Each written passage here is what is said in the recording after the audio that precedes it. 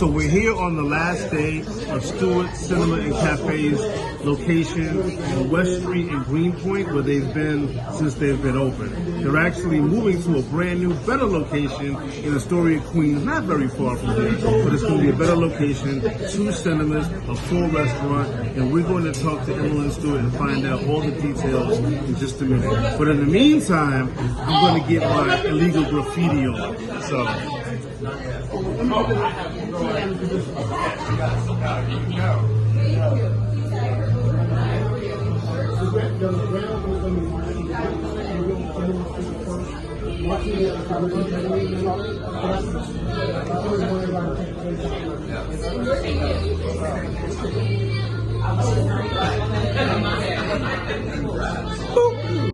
So I'm here at Stuart Cinema and Cafe on West Street in the Greenpoint section of Brooklyn for its last day here in Greenpoint. And I was here on day 1. You were. I'm always going to be here for you. Yes. So Emily Stuart, the star of the theater, and of course there are many people that have made this place great. Yes. You know, it's not. Yes. It's not. This is definitely. It wasn't just me. It's a family affair. Yes. Yeah. Yes. But we're going to talk to Emily about the next chapter of Stuart Cinema and Cafe, as well as where it has come from. So what was the decision?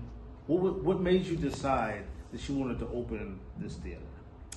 So I had already had Stuart Cinema for 6 or 7 years, and what I realized was I didn't have enough capacity for all of the events, for the movies, right? Because sometimes 2 blockbusters come out on a Friday, and I only had 1 screen.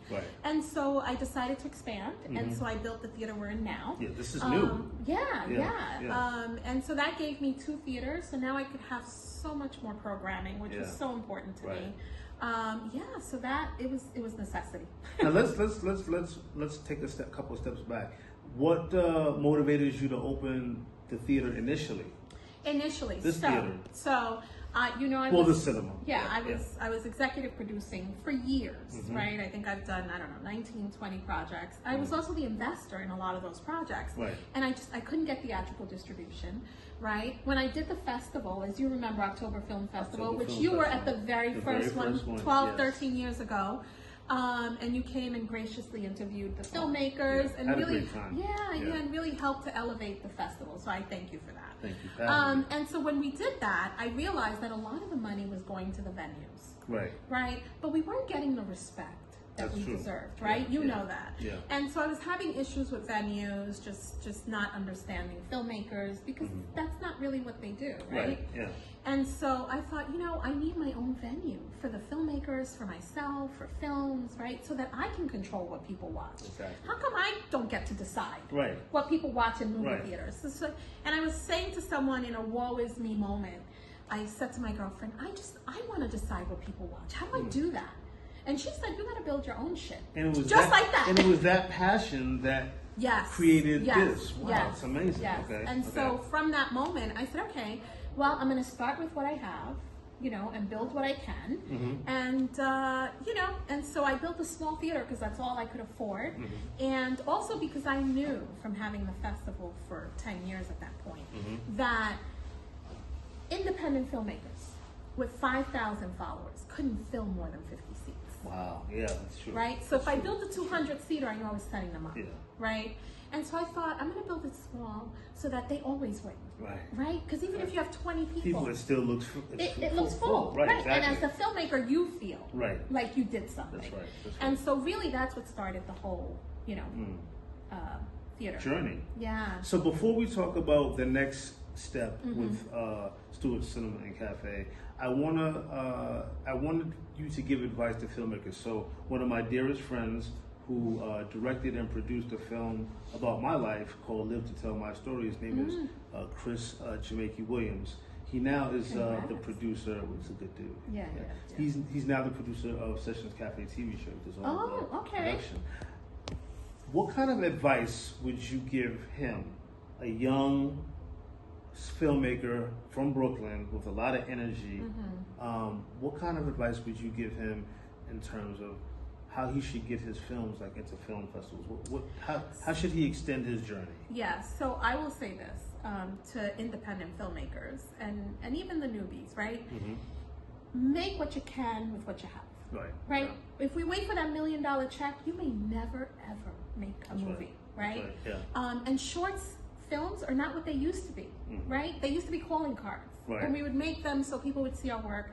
You know, short films are at the Oscars now, right? That's the true. other thing is filmmakers should think about distribution and how they're going to get their audience before they shoot the film. Okay. Right? Because I think what happens is we use all of our resources to make the movie. And then we don't know what to do with it. And because the platforms are oversaturated with content, it's hard for people to find it. So build your own audience. Take them through that process with you, right? And I also say this, a lot of our films, independent films, are not going to the Oscars because we don't know that we can. Right? If you can get an Oscar run, then you can qualify. And that's one of the things that we do. Okay. Yeah. Wow. Yeah. So the gate isn't always closed. No. And there are ways. You go around the back. You climb in the window. You jump over. Is it harder? Yes. Right. But is it doable? Yes. And it's worth it. And we are doing the impossible. Just to make a movie, to me, is like you've done the impossible. Because there's so many obstacles, and we don't have the resources. Now, not only has this cinema and cafe been a great entertainment venue, it's also been a community gem, especially during COVID. Let's go briefly into how you facilitated so many different things when the world, and specifically here in New York City, was shut down.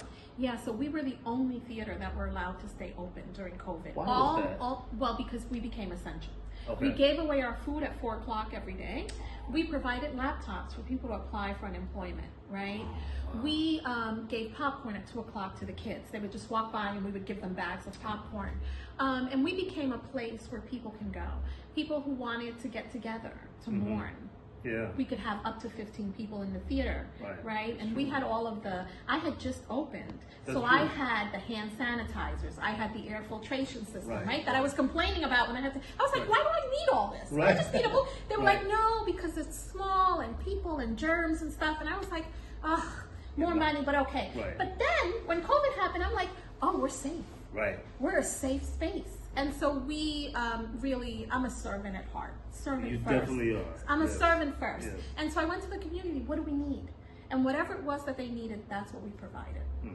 Yeah. Wow. So Greenpoint's going to miss you, but Astoria is going to embrace you. Long Island City. Long Island City. But we're only a block from Astoria. So the Long Island City section of Queens, which is home to all kinds of great residences and new businesses now that it's, blossomed into the new neighborhood that it is. Yes. I know you're excited. I am. Can you give us a little bit of tidbit of what's going to happen? Yeah. So the idea of having 2 auditoriums in the same space, right? And being able to have a restaurant, with a full kitchen.